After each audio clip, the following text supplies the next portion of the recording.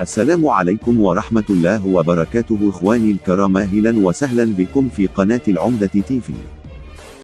في توقيت متزامن ل3 مباريات في 3 دول مختلفة، في 3 منافسات مختلفة مع 3 دول مختلفة.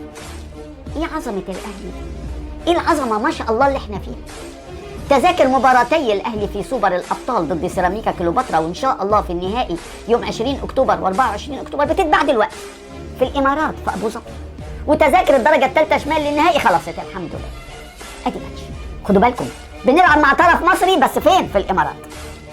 الأسبوع اللي جاي على طول مباشرة تذاكر مباراة الأهلي والعين الإماراتي في نهائي سوبر القارات الثلاثة ومباراة ربع نهائي انتر كونتيننتال، بطولتين في بطولة، 2 في 1. الأهلي دايما مميز. يوم 29 أكتوبر في استاد القاهرة، التذاكر هتتباع الأسبوع الجاي على طول. المباراة في مصر والمنافس إماراتي والبطولة عالمية وقارية.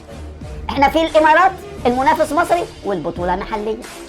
يوم 28 أكتوبر يطرح بس في السعودية المرة دي تذاكر مباراة الأهلي وأهلي جدة الودية في تكريم واعتزال خالد مسعد كابتن منتخب السعودية.